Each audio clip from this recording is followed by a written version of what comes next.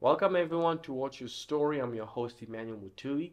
Today we have an amazing guest on the show, and I'm actually very, very excited for her to join us because I think she's going to share not just an amazing story and life she's walked through, but also I think she will leave us with gems that will help us in the area of business, in the area of being an entrepreneur, to just take whatever we're doing to the next level.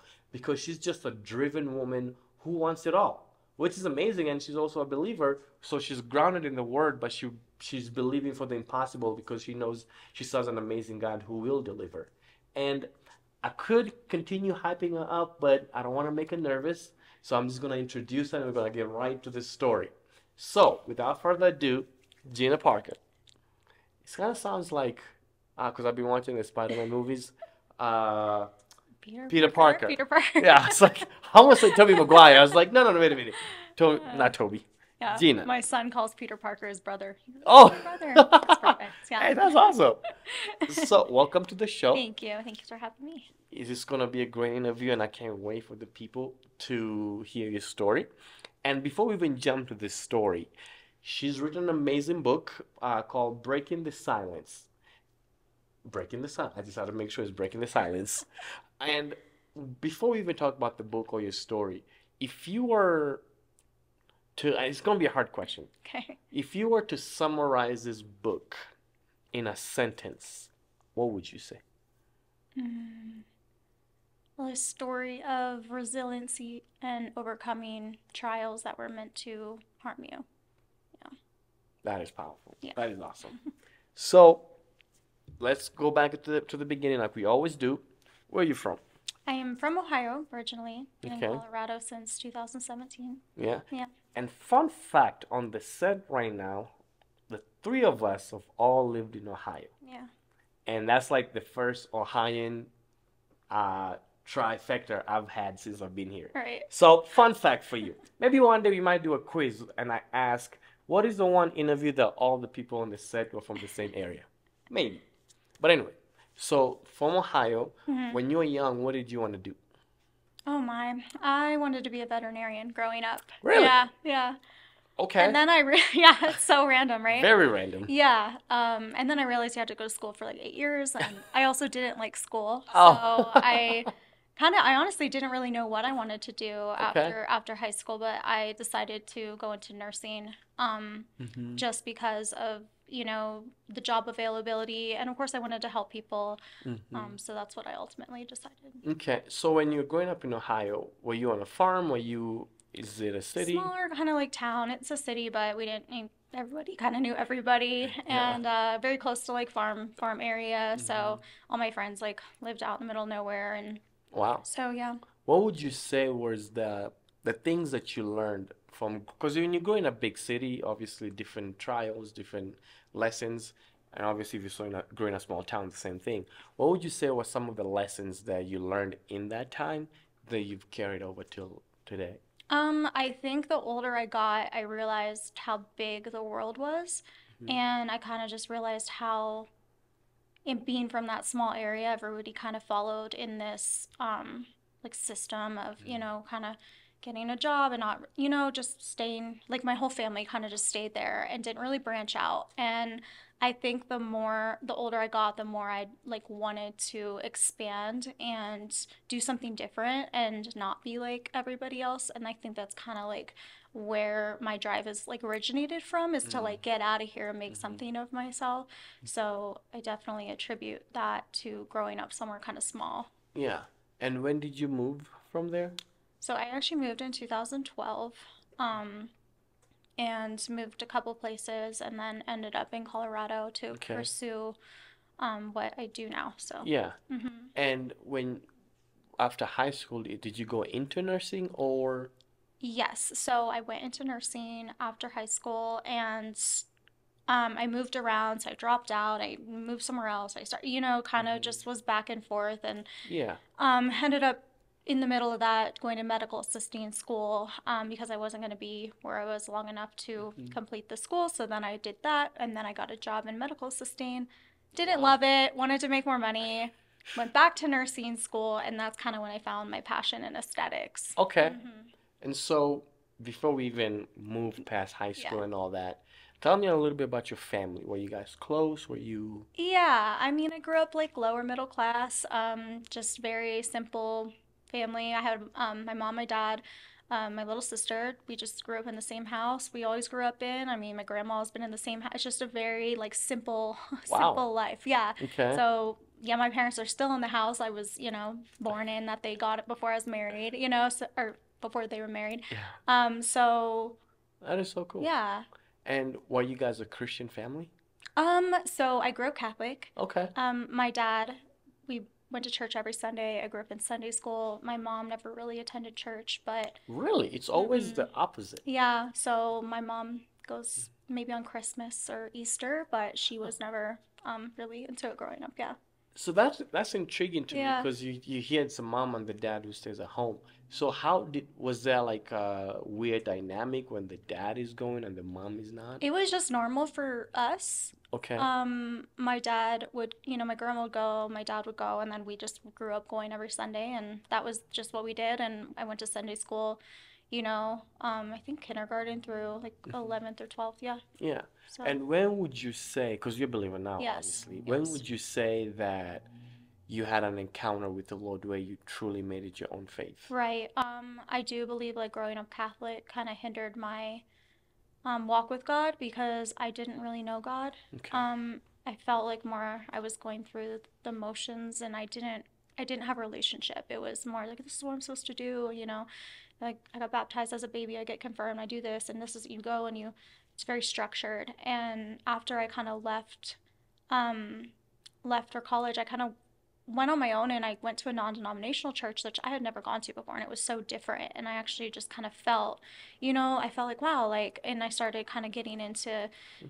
to reading my Bible more and doing my own research because even when I grew up Catholic like we you would read in church but I didn't have a desire to go home and read the Bible like I do today so um it kind of yeah but I think that's why I like learning how I like grew up and then having that experience on my own is like wow like there's so much more Yeah, to it yeah. that is so cool. Mhm. And so you go to college and that's kind of when your faith exploded and all these different things. It faltered. It fluctuated a lot during that time. Hmm. I was in a relationship in which Hmm. I got cheated on, and that hurt me really deeply. And I kind of strayed away, and that's when I ended up moving to Colorado and kind of just like started my life over.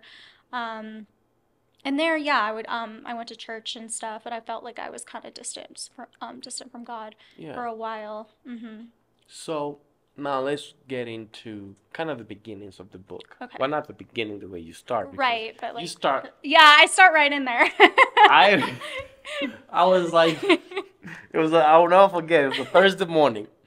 I was about to finish studying, and then I'm like, well, I have a few minutes, and I just Just read finished the studying. first page. Nope, Yeah, nope. let me just read, see what's going on. I'm like, what? I'm like, wait a minute, let me keep going. I know. That was wow. Yeah. That was amazing. But so when did you meet your ex-husband Yeah, I met my late husband, or late husband? 2000, it's like 2017. Hmm. Our relationship moved pretty quickly. It was one of those like we kind of met and we just started spending every day together and we got Hmm. engaged pretty quickly. Yeah. That was like 2007, end of 2017, going in Okay. 2018. And at this point, would you say you're strong with the Lord, or you still kind of I in and was out? definitely in and out. Hmm. Like when I started, I was going to church and stuff, but then when I started hanging out with him, and we lived like 45 minutes away, and I would hang out with him on the weekends, and then I started hanging out with him, and so, so I kind of just, I definitely fell off a little bit there. Yeah. Um, yeah, so. Okay. So you start dating, and this at this point, give me a picture of your mentality, because you're obviously in Colorado. You're done with college. Mm-hmm. You are working. At Mm-hmm. this point, are you doing aesthetics? Yes, Am I I'm saying it working right? at a yeah Aesthetics? aesthetics. I'm working at a med spa Hmm. at this point, and it's going well, and Yeah. everything's good. Yeah. Like life, you're stable. You're making good Yeah, life money. is good. Like, yeah, I did Hmm. move. I kind of started over. I didn't have much. I just kind of like after I left, my ex that cheated, I just kind of took my stuff and I was like, I'm gonna start over. But like things were good. I was making friends and like my life Yeah. was okay. Yeah, it was Hmm. good. So like you're, because what I want to establish is, because most of the times when you enter in this kinds of relationship, it's because maybe you're down on yourself, you're not feeling the best, and then you get into a relationship and they kind of goes. I just want to make sure that when people are watching or Mm-hmm. read the book, you was not like in desperate need of anything. No, no, I don't think so. It's funny because when I met him, it was just we had mutual friends, and my friends knew him like, oh, he's like a great guy. When I met him, we clicked. Like our birthdays were 2 days away from each other, the same music taste, the same. I mean, we just laughed. Like I felt such a strong connection to him, and it was just this immediate like, wow, like I don't want to spend any time away from you. So in the beginning, it was just really like a genuine like just falling in love. There That's was no awesome. like, oh, I'm broken. I want to find. It wasn't like that. Yeah. So yeah, everything in my life was pretty good. Yeah. So So now let's get in a little bit of the story. yeah, You guys meet, hmm I mean, everything happens fast. yeah, You guys get married. hmm When would you say, well, like, you began to see, I don't know if cracks is the right word, but just like you began to see, like, wait a minute, not everything is the way it seemed. yeah. So I think the first it was crazy because like in the beginning we'd really only see each other on the weekends, and we would go out to the bars or whatever. We'd hang out with his friends and he'd always have like a drink, and it was just like okay, like whatever. But when I in retrospect I look back and I do see like every weekend we were drinking, but I didn't think too much of it because we were in our 20s and it was just whatever.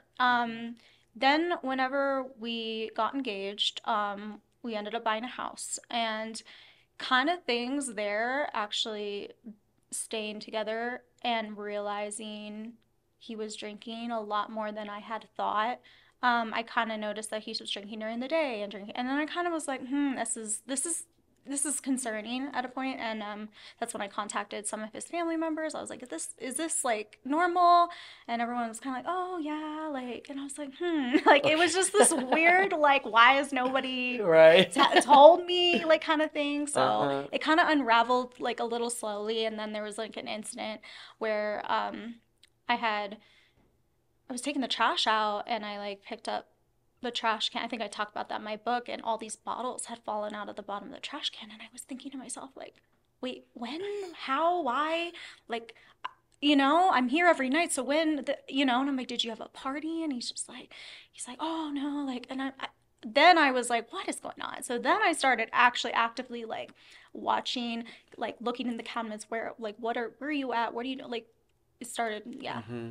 kind of realizing it then. And at Yeah. this point, mind you, I'm engaged. We bought a house. Like we're about to get married. Like everything was just like happening really quickly. And I was like, well, I was like, oh my Yeah. gosh, I don't know if I was like, I kept making excuses. It's the stress. It's the Mm-hmm. stress of, about to get married, about to do these things. And we had stress from his family and like all these things that he couldn't, and maybe it'll pass, right? Yeah. That's what I thought. And if I'm not mistaken, you were pregnant at the time, right? Mm-mm. Not yet? No, Okay. I got pregnant a few months after After. our wedding. Okay. So I wanna, before we continue, let's go the in-law route Okay. because I read. I'm telling you, I was reading this and I'm like, wow. Yeah. I am trying to imagine, is this, am I reading what I'm reading? Yeah. To the point I told my mother-in-law, I was like, Yeah. thank you. Thank you. Thank you for Yes. being the way Yes. you are. Absolutely. I do. Let me start by saying I do believe, I truly believe if they hadn't interfered with the marriage, this whole situation would have went entirely different. Let me just start by saying that. Um, so let me try to think. In the beginning, I'm not really close with my parents. Like I grew up fine, but we just don't have a lot in common as just kind of like living different lives. And I was like always just like wanted to be part of a amazing family. And he and my late husband's going on and on about how amazing his parents are, and I'm like, oh my gosh, I'm so excited to meet them. Um, to a point like we were like going on a vacation. We're like, he's like, let's invite them. I was like, that'd be awesome, like super cool, right? You would think. Yeah, and that trip went okay, and then we kind of announced our engagement to them during that time, and things quickly took a turn. I don't even know where to begin because it was just like it was just scrutiny from the bat. They were trying to end this relationship, and I couldn't understand why. I don't know. I in my opinion, it was their opinion that I wasn't good enough for him, in whatever manner, whatever way they believed. So that's kind of like how it started. Wow. Wow. I mean, off the bat. Yeah, yeah, kind of off the Hmm. bat, and yeah. So, and if when you read this book, it's we're talking. I guess we've not really specified. Like the book mainly is talking about how your husband was an Alcoholic, alcoholic, yeah. and so you talk about that and also the parents. So it's like they go back and forth, and that's what we're trying to touch on both of it Yeah, to kind of give you a picture. I do feel like they were related, just how he was raised. Let me like also say that, and I talk about in there the unhealthy relationship that the parents and him had. They would talk for hours a day on the phone. Very little decisions. It was like they were involved in us purchasing the house. Like I went to buy a car one time. It was like my car, like me with my money, and somehow him and his dad were buying. Like I was just kind of so I grew up very independent. Hmm. I at 15, like I even like moved into a friend's house for a bit, and I was kind of like back and forth, and I started making money at 12. I started, I got a job young, and and I've always been, because Yeah. I grew up kind of lower middle class, so I was always trying to be better and do better. So, in my late husband's eyes, Jace, he would kind of got everything handed to him. They kind of, I don't know, put him on a pedestal. He could do no wrong. So he had this mentality that wasn't like what I had Hmm. ever done. And I had bought a house before this too. So I'm like, and it was like, it was so different for me to have that interjection of somebody outside of our marriage and our relationship. And it was with everything. And it was so Wow. uncomfortable for me. And then the more I would talk to him about it, he would relay that to them, which I also believe is very unhealthy in relationships. Yes. And then they would hate, like, not like me more. So it was this just like festering thing Hmm. that just got bigger and bigger, and like their hate for me continued to grow. And Hmm. then that kind of goes into the alcoholism, and Yeah. kind of how I was like, hey, I need help, like this is bad. And then they were just like, you're being dramatic, you're being this, like you're stressing him out. It was always something that I was doing to exacerbate the situation. So no matter what, I just felt really alone in this. I felt Yeah. like it was like them against me. Hmm. And I didn't really have, Your family people. wasn't I didn't there. have any family. I didn't have anybody backing me up. Everybody that was in my life at this point were his friends. I moved from Denver to the Springs, and that's because that's where he wanted to be. His sister was here, so I was very like I felt very alone during that time. Yeah. Hmm. I'm glad you touched on your sister because you guys at Yeah. least had a nice relationship. Yes, we did, and even we were selling our house. I lost my job up in Denver, and like 2 months pregnant at this point. So very scary. Kind of freaked out. We wanted to sell our house up there and move down here. So we moved here, but our house hadn't sold yet. So we were living with his sister for like 6 or 7 months, and I'm so grateful for her for housing us. But this is while his alcoholism was at its height. Oh, So wow. I am thankful that she was there because she was backing me up, like, yeah, this is getting bad. We don't know what to do. Like, Hmm. so it was kind of nice to have her in my corner a little bit, to Hmm. advocate for the things that were really going on. Yeah. So now let's get back to your guys' marriage. Mm-hmm. You notice, like, I think this is more than just a few drinks on the Yeah, weekend. yeah. And when did you realize this is an actual problem? I think, after I kind of brought it out and I was getting concerned about it, and then I started getting on him about it, it was almost like a retaliation thing where he would just drink more. But then he started, a couple of times, he would get the kind of blackout, rage thing going on. And then I was like, oh, I've never experienced this. Um, I've never experienced that anywhere. I was just kind of like, what do I do? And then when I realized like he'd wake up in the morning and not remember things, and I was like, then you feel really alone, right? Because Yeah. it's like You- you're like saying something that no one, you can't tell him he said these, he doesn't believe it. Mhm. So that's really when a lot of the verbal abuse came in. Mhm. And then a couple times I would hear him on the phone with his parents, but I knew he was drunk, and he was a very, very high functioning alcoholic. Let me tell you, like exceeded at work, like very high functioning. So when he would talk to his parents, they thought everything was fine. While I know he's completely drunk, like, and he's saying things, and I'm listening to him, and I'm like, what is he talking about? Like talking bad about me or talking bad about his friends, and I'm like, what, and just painting. Wow. That's really where this negative picture of me and even the other people in his life came when he Hmm. would talk to his parents. Yeah. And it was a little egging on the other side, and Hmm. it was just a yeah, it was a disaster. And Yeah. that I really, it just, guess. yeah, it kept going and going. And Hmm. yeah. The one thing I love in the book is you've tried to differentiate between him and the alcoholism, and you call it a Yes. disease. Yes. And just talk about why was that so important to you? Because you really emphasize it throughout the whole book. Because I truly believe without the disease that he was my soulmate. And when he wasn't drinking, he was everything I wanted. And it makes it like so much harder that this turned him into a monster. Essentially, it's just but also it's disease because he couldn't stop. And there were times where he would just lay in my lap and cry because he didn't want to be an alcoholic. He didn't want to do this, and it was like he could not, he physically couldn't stop. and Wow. and yeah, and it was just debilitating for him. Yeah. Hmm. And because obviously you're not the first or the last person who will ever live with someone who's an alcoholic. How would you advise them, someone who's in that situation right now? How would you advise that person, male or female, because it's either or, to like go about doing life? Living with an alcoholic, it's a really hard it's really hard to answer. I think everything, you have people that might drink every day and they're functioning and they don't get rage and they don't get, and I mean, the problem is, as a person living with alcohol, you can't do anything if they don't want to help themselves. And that's really where it's like that has to be a change they want to make. Um, and if it is abusive, if it is bad, the best thing, I don't know, the best thing to do is try to get them help. But ultimately, you have to like keep your own sanity and you have to like eventually leave. But I loved him so much. I just kept trying. I kept trying to make it work. But that's a very hard. Yeah. It depends how much that is affecting your life. Hmm. It's a very different scenario for everybody, I think. Yeah.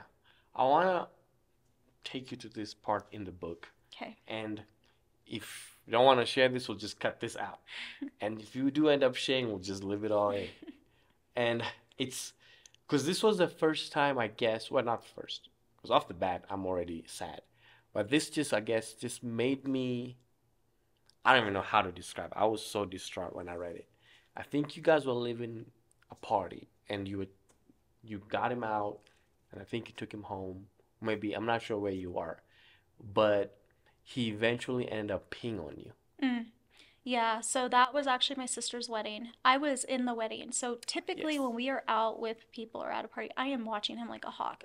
But I couldn't because I was up at the table. And even when we would go to dinner and he would go, I'm going to the bathroom, he would get shots at the bar. Like it was like literally trying to get a toddler Wow. not to grab the candy. It was a constant job for me. Hmm. So when I see him kind of getting progressively drunker, I'm kind of like, I'm not, my family doesn't know at this point that this is this severe. So I'm trying to hide it and I'm embarrassed, and he's just kind of making a fool of himself. And I'm just like, let's get you into the car, whatever. And there's some fights and stuff going on. And I finally get him to my parents' house into bed, like whatever. And I was still awake and he stumbles into the bathroom and I go in there and he's urinating all over the walls and I'm trying to like grab him, and at this point he's like he pushed me to the ground and he's still urinating on me on the floor. So that was like one of the sadder situations because I'm at my parents. I'm trying to be quiet. We live in a 2-bedroom tiny house. We have one bathroom. But Yeah. it's loud. I'm like and everybody's right there and I'm just like please like, and he's yelling and I'm just like I'm literally like please please please like crying like please like trying to clean up and get him situated, get him changed like so. Wow. Mhm. That's just, I can't even imagine. Yeah. How, because you kind of share a little bit in the book, but just your frame of mind at that point, like, I, you, I felt hopeless. I felt completely hopeless. Just, I cried. hmm At this point, I was crying every day. I was just like, God help me. Like, what am I going to do? hmm And I felt again so alone. I didn't tell him. I was so embarrassed by this Hmm. because I didn't want him to look bad, and I didn't want us as a couple to look like them, be like, oh my gosh, like, Yeah. so what my family thought, it was important to me, and I didn't want them to know that he was struggling with this, because at this point I was like, I can still, we can fix this, right? Like, it can't get worse than this, right? So It can yeah. only go up. Yeah, can only go up from here. Yeah. Right, right. Because I'm glad you said you're praying to God. So tell me about your faith now in this season. How was it a big part, or are you like mad at it God? Like, was it was a big part when that was happening. I felt like I would cry to God all the time. I would just cry from my soul, and I felt like nothing was changing. So while I was strong in my faith, I was also disheartened because I felt like I was screaming and no one could hear me. yeah, And I felt like the more I tried to like get him help, it felt like I was taking steps backwards. And I didn't know, and I still don't know why, you know, God, I had this path, or if I still try to like wrap my head around like how that works, and like yeah. what could have changed, and if I prayed harder. I Hmm. did what I knew, but I mean, I was at this point desperate for God to come Yeah. into my life at this point, Hmm. and to come in his life. Yeah. Yeah, because he was kind of combating me on that, so that Yeah. was a very hard. I bet. Mm-hmm. Wow. So all these things are happening, and I don't know whether we want to talk about the end because I'm trying to leave some mystery in the book. Yeah, And so I'm trying to decide what to ask or yeah. what to share just because we want people to go buy the book. And actually, where can you find the book? It is on Amazon. You can type in Breaking Silence or type in my name, Gina Parker, and that will come up on Amazon. Yeah. So, well, this is a hard one. I don't want, obviously, I guess you could just share a little bit about the end. How did everything kind of come to an end? As far as, 'Cause I guess I'm just gonna say it. uh, Yeah. oh, him passing? Or, Yes. okay. 'Cause yes. So let's see. So I had gotten him into a program called Celebrate Recovery. At this point, he was going to his weekly meetings. He had a sponsor.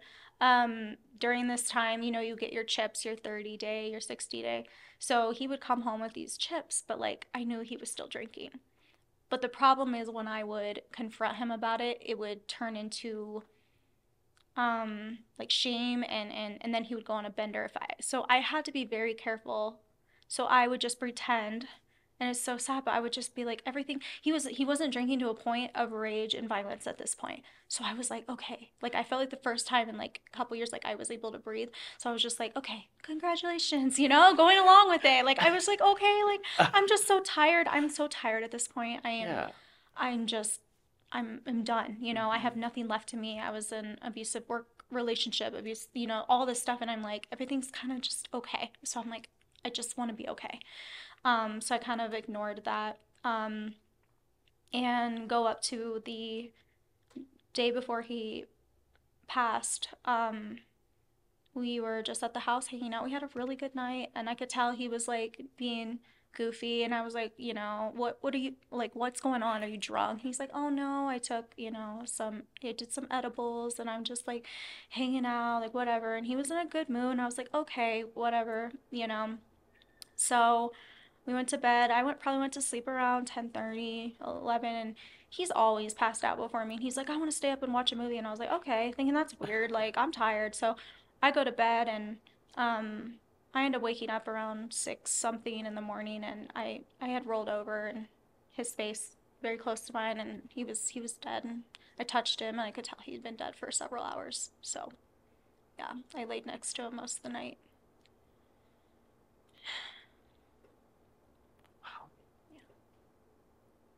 And going back and waiting on that toxicology report, because I didn't think he drank himself. I was like, how did he die? I still didn't know. Got that toxicology report back, and I mean, there were so many different drugs in his system. I was completely baffled. I had no idea. I had no idea he was doing drugs. I knew he was drinking. I did not know he was doing drugs.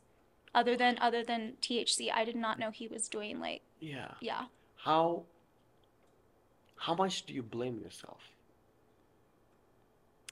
I don't blame myself. Okay, that's good. I think there are circumstances but they're life circumstances that made him maybe want to drink more or have to deal with it, but those are just life. It's having a baby, it's getting a house, it's moving, it's not getting that job promotion. It's just life. I don't feel like anything I did in particular caused. Yeah. And I mean, if that's not bad enough, and I really don't want to go into this because I want to focus on you today, the in-laws after the fact and the treatment that you received. Mhm. Mhm. That was just, I was honestly, I guess I'm sheltered in that regard. I didn't No, know. I mean, no, this isn't normal. This isn't even Hmm. like this. I could have never even fathomed, the things that were said to me. Like that first call, just Hmm. asking for all of his stuff. They wanted all of his stuff, and I'm just like, I just told you your son's dead, and they're asking for his things. I was just totally like, I literally didn't have words. Like I was with the chaplain at this point, and he's just like, I'm like, and he's like, hang up, just hang up. I had nothing. I couldn't even form a sentence after that. I was in shock. Wow. Hmm. And man, And how they wanted his body, and they were like they're asking me all these questions. I'm like, he's still in my bedroom. yeah, he's I, still, the I corners can't is still even here. I can't even wrap my head around what just happened. And you're talking about like where you're gonna bury him. I'm like, good God, like what Yeah. are you talking about? So I look back on that and I'm like, what? I know. I read that and I honestly don't. I pray that I never be like that or people around me because that was wrong. Time Hmm. and place. There was a time and place for And everything. then I talked. I was like, they're grieved. I gave him grace. I was like, okay, Yeah, like you give him a lot of grace.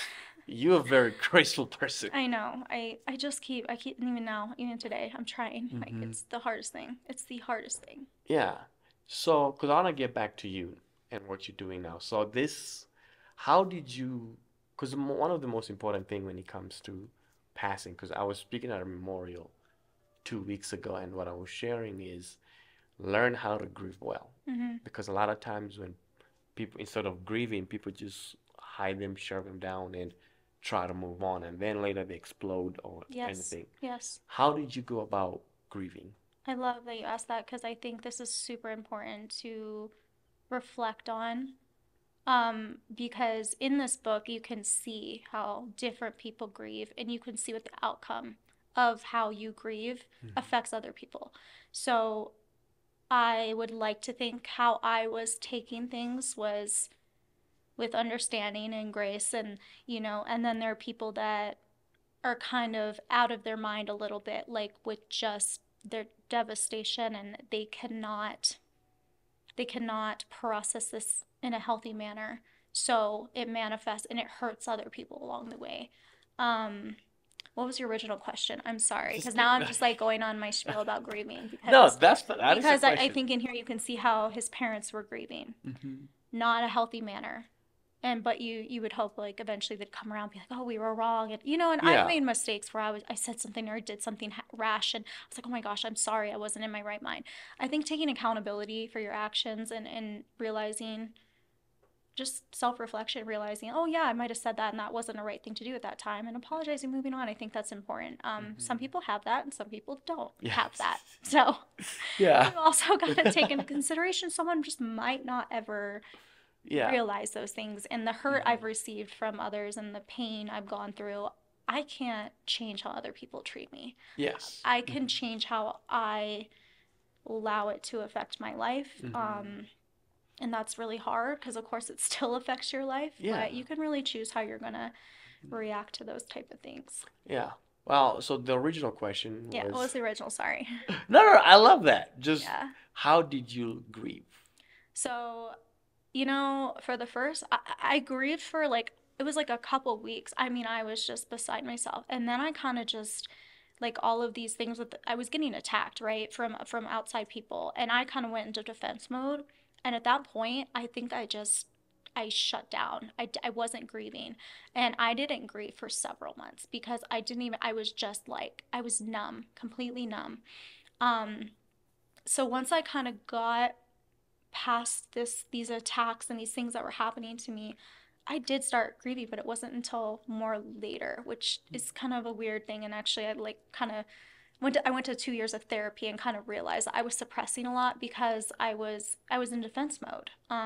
And I had to fight. I couldn't be weak, and I, had to combat all these accusations against me. So I was kind of in fight or flight mode for a long time, and when you're in that mode, you can't allow yourself to fully Yeah. grieve. So You have when no that time kind for of that. I let that guard down, when I really started just I Hmm. was started getting very I started having, just that grieving process kind of starting all over again, and it Yeah. happened a little before about the year anniversary of his death is when I really started kind of going through that.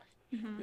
And this book was a kind of a fruit of that, would you This say? was like, yeah, and as I mentioned to you before, I kind of started this as a journal going through these things. And I mean, like, although this is a very short, easy readable book, I mean, I wrote this over a couple years because there were times where I couldn't sit down. It was too much for me. And some of it was therapeutic, but to sit down and relive some of these terrible things that I went through, it would take me days and weeks to recover from writing it out. Wow. Yeah.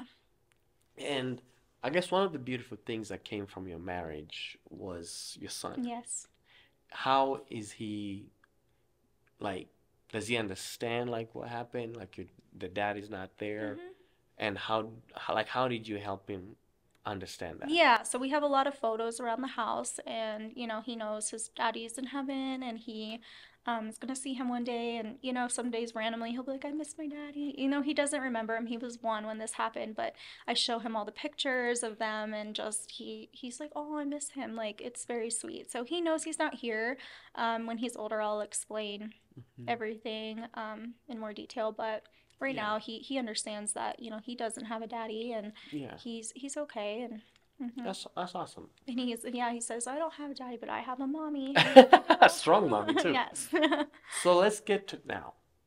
You kind of get your life back on track after the passing of Jace, and because you're a businesswoman, Hmm. let's just talk about your business ventures and drive. Hmm. Because I want people, because you're short, it's like that thing like short but mighty kind of thing. Yeah. You're short woman, but very, very strong woman. Yeah. So I always had, even when before I moved to the Springs with Jace, I had my own like business. And then when I moved, I was pregnant. I was like, I just need to get a job. Like, Yeah. I'm like not gonna try to start a business right now, but I always wanted to go and do that. And it's crazy because the night before he passed, I had actually decided to quit my abusive job I was in and open my own business. And we had moved everything into that space. I was about to put my 2 weeks in that Monday. He passed on a Saturday. I was about to put my 2 weeks in Monday, and he was supporting me, and he's like, "Yeah, if that's what you want to do." So I was kind of like started this business. I got the lead. I mean, I did everything, and then the next morning he passed, and I was like, so Wow. I could have very well just been like, I'm done, but I was like, no, like I gotta do something. I gotta make a living for me and this little boy. Like I have to see this through. So I obviously took like a month or two off, and then I just like hit the ground running, and I started my aesthetics business. And yeah, I still have that Yeah. today. Yeah. How many businesses do you, so you have that. How many other ventures are you involved in? Because, So I have that. I have my commercial property. I have 20 some tenants that all do congruent businesses within that building along with my business. I also have my hair salon in there. So I have I think eight people in the hair salon right now.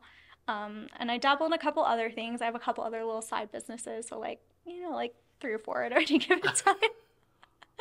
wow, Yeah, that is so so cool. yeah. And I guess, how do I ask this? Why do you want to dabble in this all different things? Like, why can't you just sit with one I think I business? I think I get complacent. I think I'm like, oh, what else can I do? If an opportunity arises and I think it's like going to be profitable, Hmm. I'm like, yeah, like so, yeah. I kind of just Yeah. How do you decide what to get involved in and what not to? I definitely pray on it. I pray that God opens my eyes to show me like what's going to be the best path for me. And like so far he's blessed me so abundantly with just like my path. And when I bought that building, I was thinking, "Oh my gosh, what am I doing? Like this is crazy. Like this money, like if I fail, I'm bankrupt. Like I'm screwed." And I just kept praying on it, and I just felt like just do it, and I just did it. So I just kind of pray about things and I kind of just Step out in yeah, faith. step out and I do it. I don't hesitate, right? Wow. I although I'm scared, I Hmm. just do it. I think a lot of people miss opportunities because they're like, no, no, no, and then they get Hmm. complacent and they stay in there. Yeah, same there. And yeah. So when, as we come into an end here, what is then, this is your business mind now. What are some business goals that you still have, you're looking to accomplish or, People ask me that all the time. They're like, "Are you going to franchise your business? Are you going to?" And it's like at this point, I have everything that I have ever wanted, and if nothing else came, I'd be okay with that. I have my successful aesthetics business. I have a great place to go work. That I have all these other women own businesses, and we all support each other, and it's just such a great environment to be in. I'm happy. I love what I do. If it expanded and I opened another location, cool. But like truly, like I'm just so blessed and happy with my situation right now that if this is it the rest of my life, I would be so grateful. wow, So yeah, I wow, don't that's a really place to have be. any like goal that I'm like, yeah, I want Yeah, to get to the. I'm like, I'm happy. I feel like I've reached yeah. where I want to be, and I'm yeah, Wow, I guess that's the place to be. Like, yeah, because you're only young, you're in your early 30s. yeah, I yeah. mean, yeah, yeah, we're the same age. Yeah, so you're so young and you already have, wow, that is cool though. That is Thank you. like a goal for a lot of people. Just Yeah. accomplish what you want and Yeah, enjoy life. yeah. And through all this, I'm able to like mentor, girls just getting out of school and kind of just like starting their businesses. And I feel really grateful to be like in a position where I'm like, hey, I did this, you can too. Hmm. And That just is so kind of cool. support them. And, they come out like, oh, I'm like, don't be scared, just do it. And like, I'm here. So Yeah. I get to kind of help people. And I think that's Wow. super awesome too. That is awesome. Yeah. Well, thank you, Gina. This has Yeah. been a very eye-opening interview, Yeah. and I hope all of you watching at home will get this book, go to Amazon, type in Breaking Silence or Gina Parker and buy, because there's a lot more in there that we've not even It's a talked about. lot. There's a whole, yeah, a Yeah, whole lot in there. I tried very carefully not to Yeah. reveal anything more. And before we leave, what would you say for the people listening who have heard your story? What was, what is something that you want them to walk away now that they've heard a little bit about yourself, but just to kind of help them understand more about you? Mm. I would just say that, during this time in this book, I was at the lowest place in my life. And you can really read to see how low it was. And I did not think I was going to get out of that place. Um, and through my faith and through just perseverance, I was able to get out of that. And I would just like anybody that is going through something difficult to know if you are in the lowest point in your life, there is light at the end of the tunnel. And if I can get through everything I got through, you can too. So that's kind of, That is so cool. yeah. Short and straight to the point.